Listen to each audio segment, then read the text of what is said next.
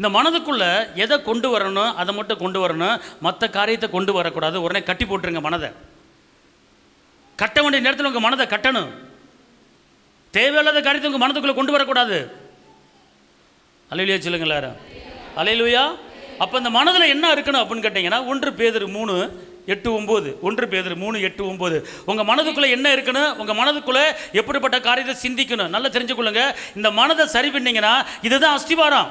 இந்த மனது தான் அஸ்திவாரம். இந்த அஸ்திவாரம் இயேசு. இந்த அஸ்திவாரமாக இயேசு உங்கள் மனதுக்குள்ளே இருக்கணும். அப்படி இருந்தால் உங்கள் கட்டடம் கீழே விழாது, உங்கள் கட்டடம் மேலே போயிட்டே இருக்கும். உங்கள் கட்டடம் ஆட்டம் காணாது, உங்கள் கட்டடம் சோர்ந்து போகாது, உங்கள் கட்டடம் கீழே விழாது, உங்கள் கட்டடம் ஸ்ட்ராங்காக இருக்கும். அஸ்திவாரத்தை பலமாக போட போட போட உங்கள் கட்டடத்தை மேலே உயர்த்திக்கிட்டே போகலாம். அஸ்திவாரத்தை பலமாக போட போட உங்கள் கட்டடத்தை எல்லாரும் அண்ணாந்து பார்க்கபடி கர்த்தர் உயர்த்துவார். மெயின் உங்க மனதுக்குள்ள, உங்க இதயத்துக்குள்ள, உங்க ஆவியில, உங்க ஆத்மால உங்க அஸ்திவாரம் ஸ்ட்ராங்கா இருக்கா அப்படிங்கிற கணக்கு போட்டு பாருங்க. எந்த நிலைமையில இருக்கிறீங்க, எதை யோசிக்கிறீங்க, எதை சிந்திக்கிறீங்க, எதை பார்க்குறீங்க, எதை இங்கே கொண்டு வர்றீங்க என்பதை சிந்தித்து கணக்கு போட்டு எதை எடுக்கணும், எதை தள்ளணும், எதை வைக்கணும் அப்படிங்கிற உங்க மனதில் நீங்க கணக்கு போட்டு பார்க்கணும். கணக்கு போட்டு பார்த்து அதை வைக்கும்போது உங்கள் கட்டடம் மேலே போய்கொண்டே இருக்கும், உங்கள் கோபுரம் மேலே போய்கொண்டே இருக்கும். உங்கள் கோபுரத்தை யாரும் தடுக்க முடியாது. எல்லாரும் சொல்லுவாங்க இந்த கட்டடம் மேலே போய்கொண்டே இருக்கிறது, இது சாஞ்சிருமா சாயாதா? இல்லை, சாயாத. காரணம் அவன் உள்ளத்தில் அவன் அஸ்திவாரம் ஸ்ட்ராங்காக இருக்கிறது. அந்த உள்ளத்தில் அந்த அஸ்திவாரத்தில் கவலை கிடையாது, அந்த அஸ்திவாரத்தில் சோர்வு கிடையாது, அந்த அஸ்திவாரத்தில் போராட்டம் கிடையாது, அந்த அஸ்திவாரத்தில் அவிசுவாசம் கிடையாது, அந்த அஸ்திவாரத்தில் விசுவாசம் இருக்கிறது. அதனால கட்டடம் மேலே போய்கொண்டே இருக்கும். அவன் கட்டடம் கீழே விழாது. அவன் மாத்திரமல்ல, அவன் குடும்பம், அவன் சந்ததி மேலே மேலே மேலே போய்கொண்டே இருப்பார்கள். ஆமென். அல்லேலூயா. 1 பேதுரு 3:8-9.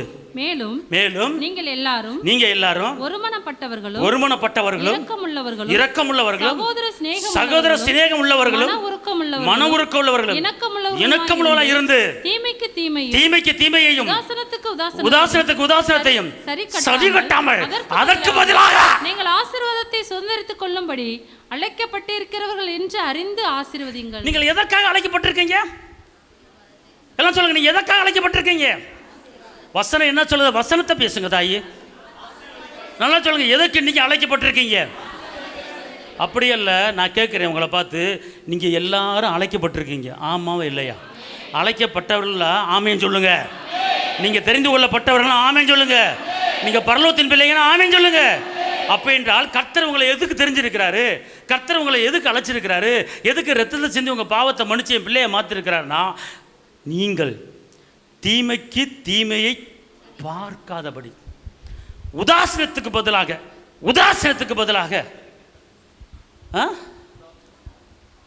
அப்புறம் என்ன போட்டிருக்கு?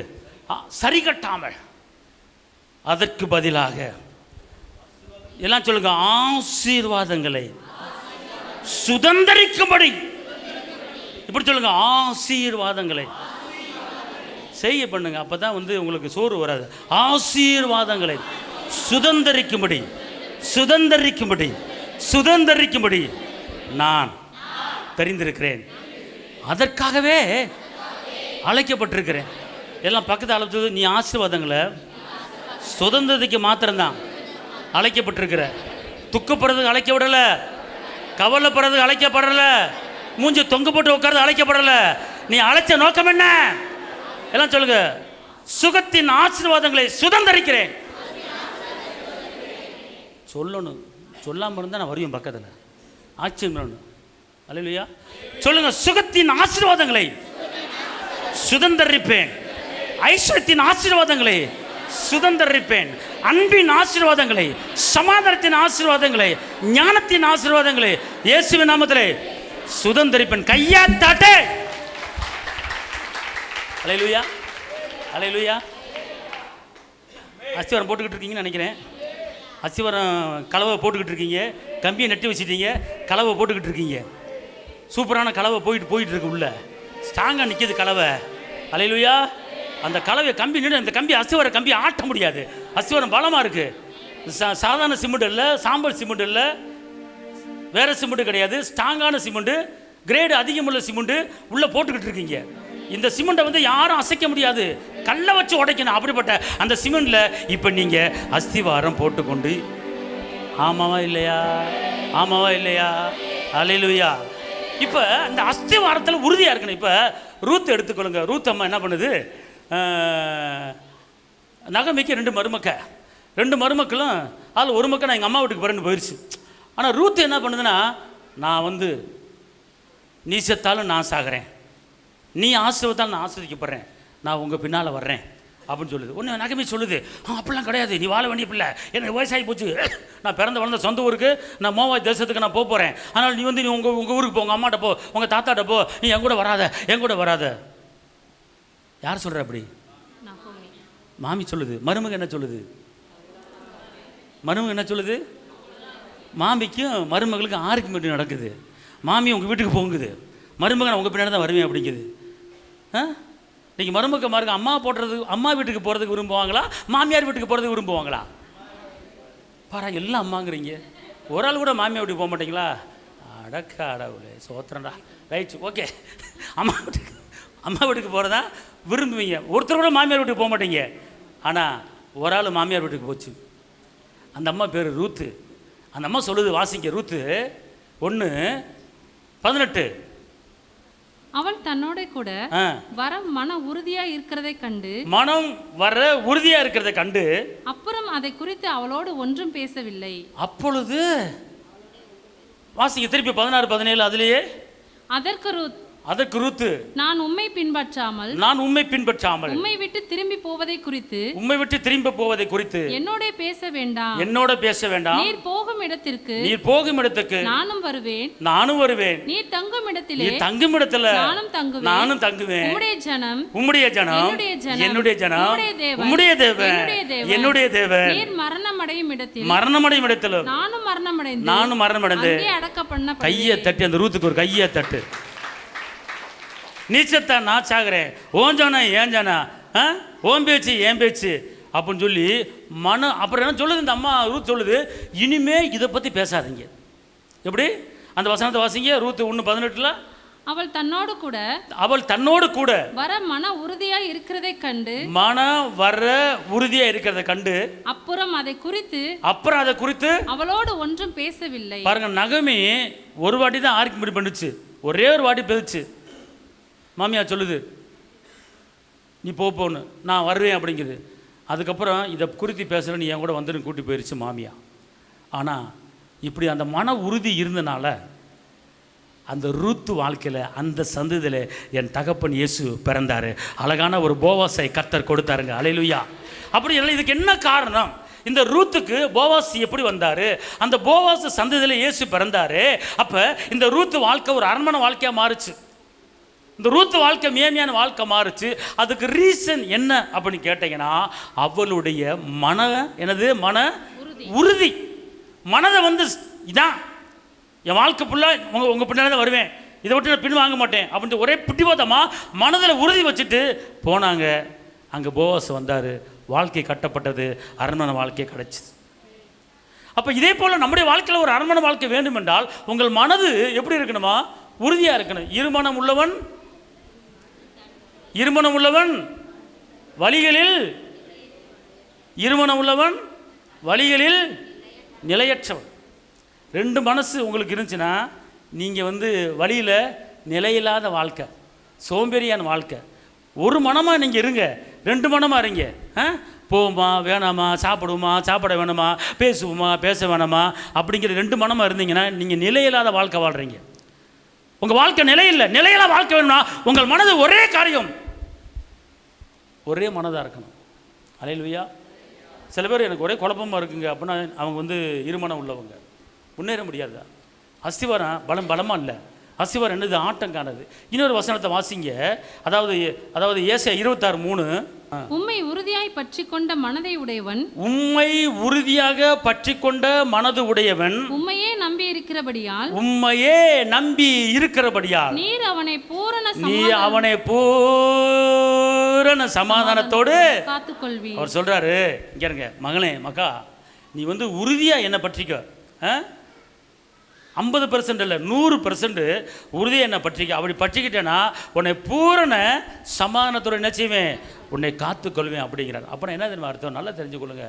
அஸ்திவாரம் யாரு அப்படின்னு கேட்டீங்கன்னா 1 கொரிந்தியர் 3:11.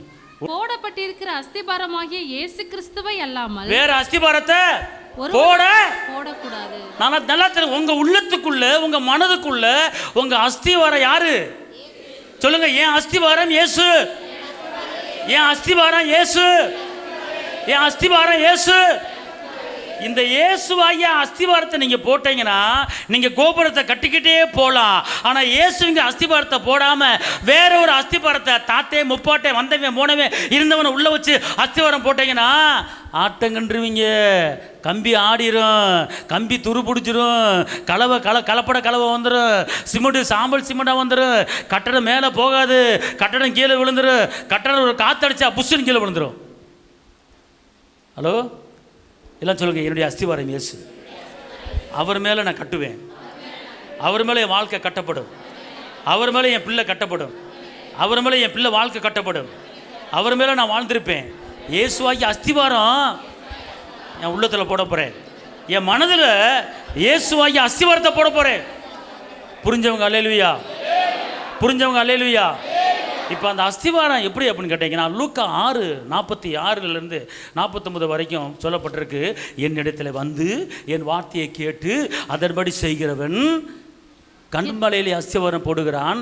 என்னிடத்தில் வந்து என் வார்த்தையை கேட்டு அதன்படி செய்யாதவன் மணல் அஸ்திவாரம் போடுகிறான். லூக்கா 6:47 48. அப்போ அஸ்திவாரம் யார் மேலே போடணும் அப்படின்னு கேட்டால் இயேசுக்கிட்ட வந்தால் மட்டும் போதாது, இயேசுவின் வார்த்தையை கேட்டால் மட்டும் போதாது. அவர் சொல்கிறாரு, என்கிட்ட நீ வா, என்கிட்ட வந்த பிற்பாடு என் மேலே உன் அஸ்திவாரத்தை போடு, என் மேலே உன் பிரச்சனையை வை, என் மேலே உன் பாரத்தை வை, என் மேலே சிமெண்ட்டை போடு, என் மேலே கலவையை போடு, என் மேலே கம்பியை நாட்டு, நான் உன் கட்டடத்தை கட்டிக்கிட்டே போவேன். உன் கட்டடம், உன் வாழ்க்கை, உன் கோபுரம் மேலே போய்கிட்டே இருக்கு. உன் கட்டடம் ஆட்டங்கானாது, உன் வாழ்க்கை ஆட்டங்கானாது, உன் வாழ்க்கை கடனில் ஆட்டங்கானாது, உன் வாழ்க்கை பலவீனத்தில் ஆட்டங்கானாது, உன் வாழ்க்கையில் அவமானத்தில் ஆட்டங்கானாது. எவன் ஆட்டம் வந்தாலும் சரி, உன் அஸ்திவாரம் இயேசு. இயேசுவை தொடுகிறவன் அவர் கண்ணின் மணியை தொடுகிறான். அதனால நீ இயேசு மேல அஸ்திவாரம் போட்டனா நீ ஆட்டம் காண மாட்டாய், நீ போய்கொண்டே இருப்பாய், நீ கட்டிக்கொண்டே போவாய், நீ மேலே போய்கொண்டே இருப்பாய். அதுதான் இயேசு மேல போட்ட ஒரு அஸ்திவாரம்.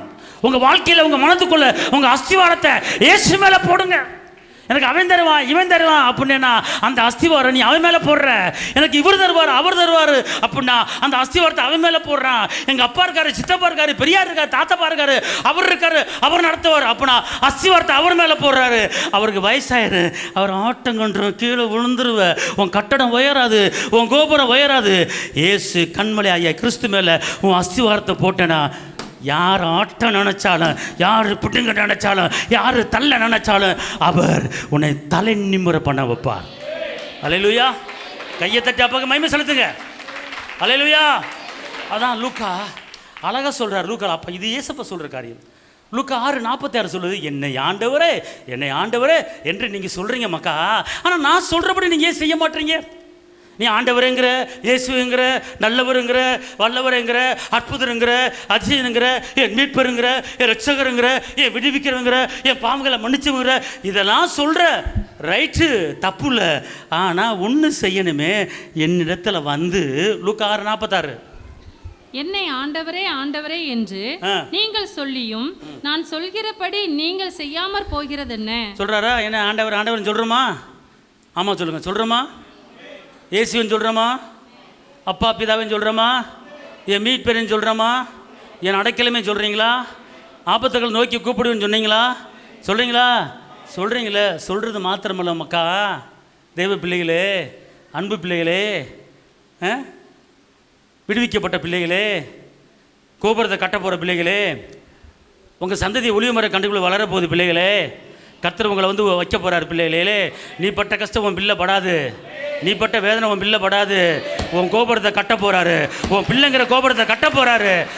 ஆனால் நான் உனக்கு கட்டி கொடுக்க போகிறேன். நீ கட்டணும்னா என்கிட்ட வந்து என் வார்த்தையை கேட்டு அதன்படி செஞ்சேன்னா எவ்வளோ பெரிய சூறாவளி காற்று உன் மேலே மோதினாலும், எவ்வளோ பெரிய பிரச்சனை உன் மேலே மோதினாலும் அதை அசைக்க கூடாமல் போயிட்டு. ஆனால் உன் அஸ்திவாரத்தை என் மேலே போடாமல் நீ உலகத்து மேலே போட்டுக்கிட்டு இருக்க. நீ உலகத்து மேலே போட்டேன்னா நீ மணலில் போடுற. மணலில் போடும்போது என்னைக்காச்சும் திடீரென்று சுனாமி வரும், என்னைக்காச்சும் திடீரென்று புயல் காற்று அடிக்கும்.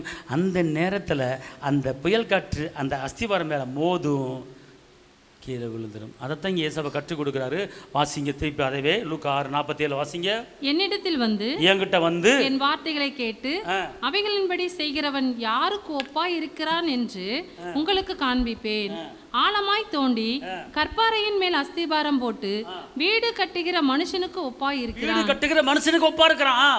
பெருவெள்ளம் வந்து நீரோட்டம் அந்த வீட்டின் மேல் மோதியும் அதை அசைக்க கூடாமற் போயிற்று. ஒரு காரியத்தை நல்லா தெரிஞ்சு கொள்ளுங்க.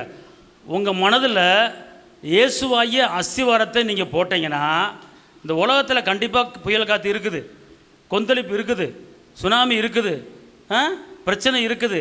ஆனால் அது உன் மேலே வரும், உன் மேலே மோதும், உன் மேலே அடிக்கும். ஆனால் உன் மேலே மோதிட்டு அது கீழே விழுந்துடும்.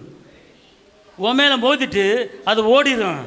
காரணம், நீ அஸ்திவாரத்தை இயேசு மேலே போட்டிருக்கிற. அதனால் புயல் காற்று உன் மேலே மோதினாலும் மோத முடியாது. ஆனால் ஒரு சில பேர் ரட்சிக்கப்பட்டவர்கள் என்ன பண்றாங்க, அஸ்திவாரத்தை யார் மேல போடுறான்னு கேட்டா, என் வார்த்தைகளை கேட்டும் என் வார்த்தைகளை சொல்லி படிச்சு சொல்லிட்டே இருக்கேன் நான். கேட்குறீங்க, நல்லா காது கொடுத்து கேட்குறீங்க. கேட்டுட்டு அப்புறம் அஸ்திவாரத்தை நீங்க இயேசு மேல போடாம எது மேல போடுறீங்க?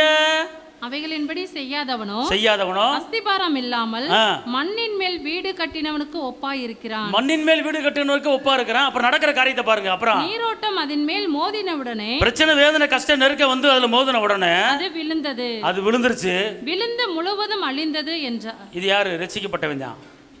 ரட்சிக்கப்பட்ட ஆளு என்னது? அஸ்திவாரத்தை இயேசு மேல போடாம மணலில் போட்டவங்கன்னா இயேசுவை நம்பாம, இயேசு மேலே நம்பிக்கை வைக்காமல், இயேசு தான் என் கோபுரத்தை கட்டுவாருங்கிற நினப்பு இல்லாமல் வேற ஒரு ஆளை உள்ளே கொண்டு வந்து வேற ஒரு ஆளை உள்ளே வச்சு அது மேலே அஸ்திவாரம் போடுறது.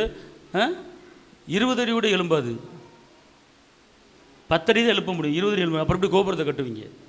முடியாது. இயேசு மேலே அஸ்திவாரம் போட்டீங்கன்னா கோபுரத்தை கட்டுவீங்க. ஓகே, அல்லேலூயா. அப்படி என்றால் நீங்கள் நினைக்கலாம், அப்போ என்ன தான் செய்கிறது? இயேசு மேலே அஸ்திவாரம் போடுறதுன்னா என்ன? இயேசு மேலே அஸ்திவாரம் போடுறதுன்னா என்ன? ஒன்றுமே இல்லை. என்கிட்ட வாங்க, என் வார்த்தையை கேளுங்க, அதன்படி செய்யுங்க, அவ்வளோதான். நீ உருளு, நீ பிறகு மொட்டையடி, அதெல்லாம் சொல்கிறாரு. நீ தலைகளை நில்லு, அதெல்லாம் சொல்கிறோம். அதெல்லாம் சொல்லலை. என்ன சொல்கிறாரு?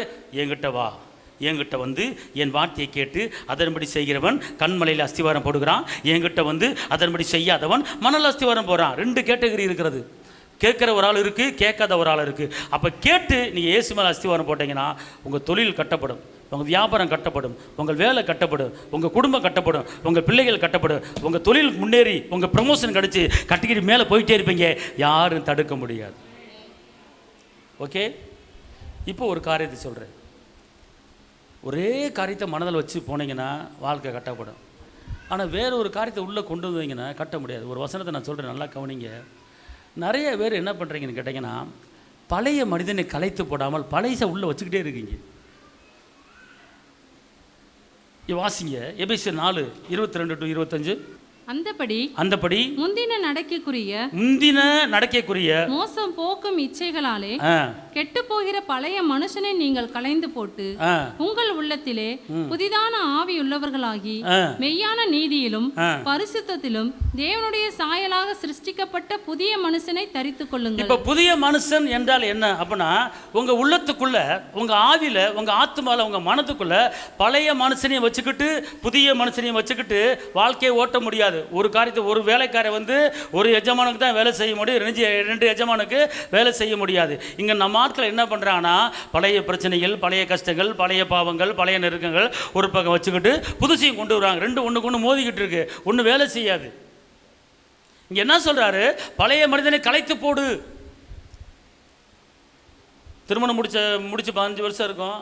திருமணம் முடிக்கும் போது நடந்த அந்த பிரச்சனையை இப்போ சொல்லிக்கிட்டு இருப்பாங்க. இங்கே பார்த்தா சோத்திரம் சொல்லிட்டு இருப்பாங்க. அங்கே போய் உங்கள் வீட்டில் இப்படி செஞ்சாங்களே அப்படின்னு சொல்லுவீங்க. பழைய மனுஷனும் புதிய மனுஷனும் ஒன்று சேர்க்குறீங்க.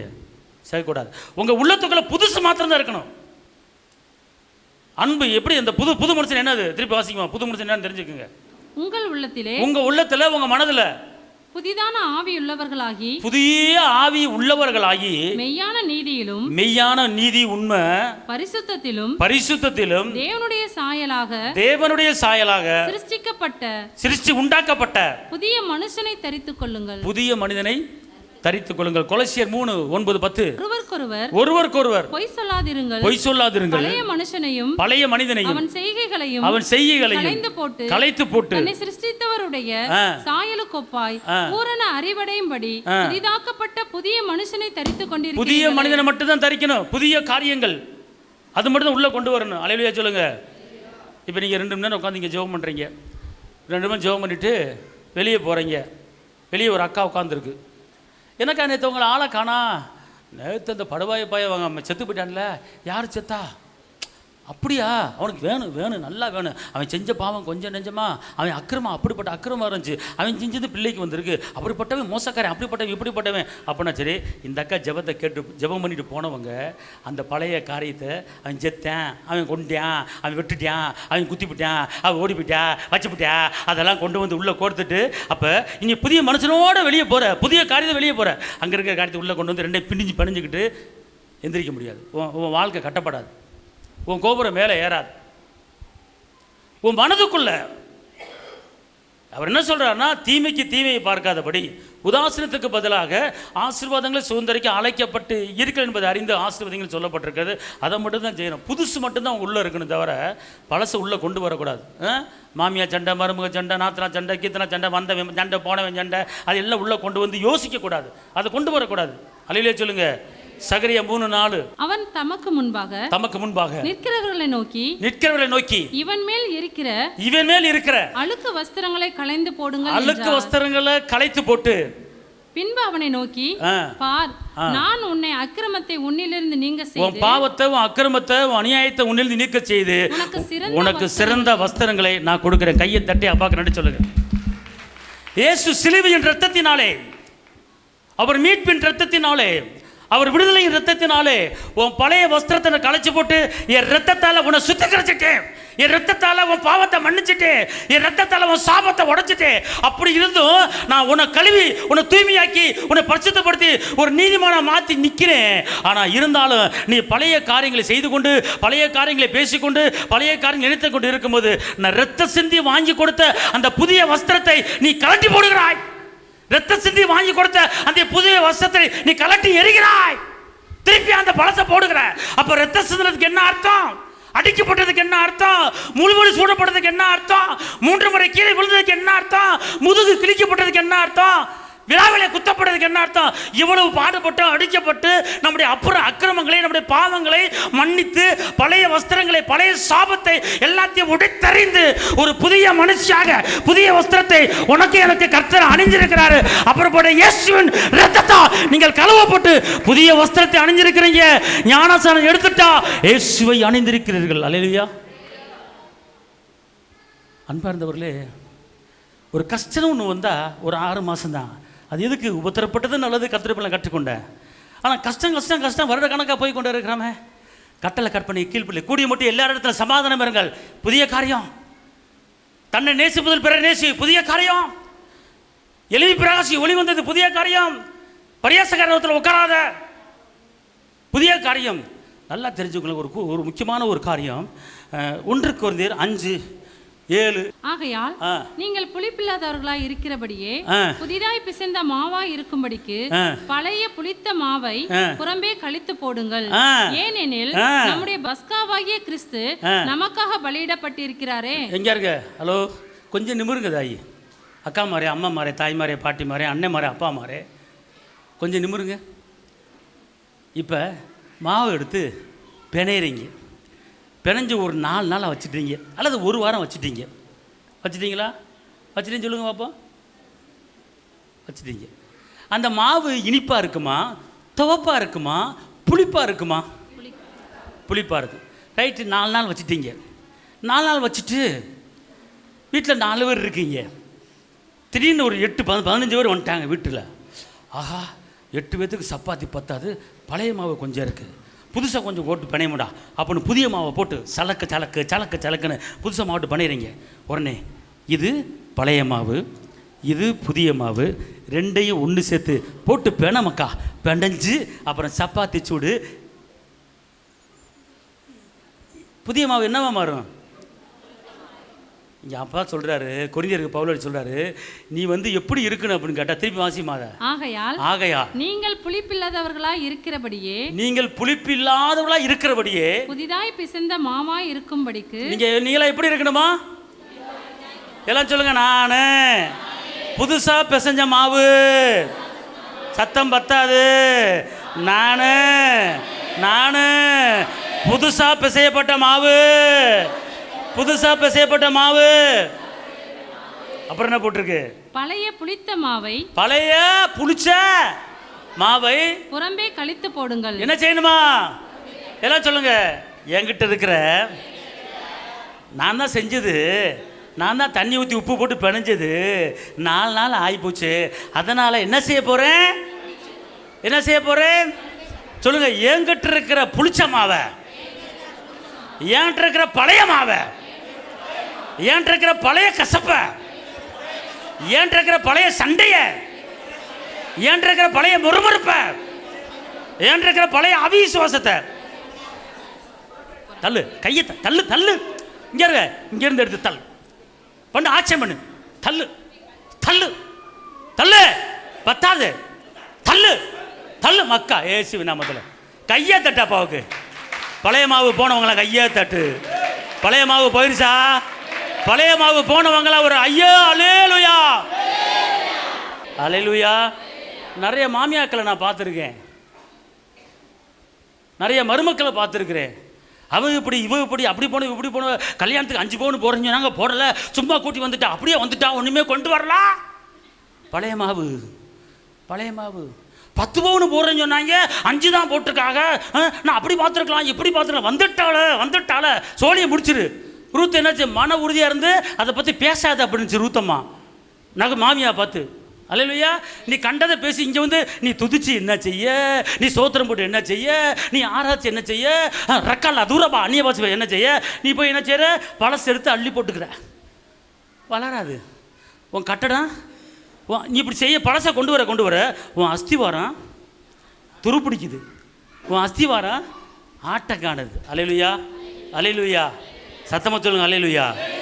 அதனால் இப்போ வெளியே போகும்போது அக்கா நல்லா இருக்கீங்களாக்கா? நல்லா இருக்கேன். கர்த்தர் உங்களை ஆசீர்வாதம் வரவா? அதோடு விட்டுணும். அப்புறம் நேற்று உங்களை ஆளக்கானா எங்கே போனைய? அவன் வந்தான்ல, எப்போ அவனை பார்த்தியா? இந்த கதையெல்லாம் பேசக்கூடாது. பேசுனாங்கள் பழைய மாவு உள்ளே வந்துருச்சு.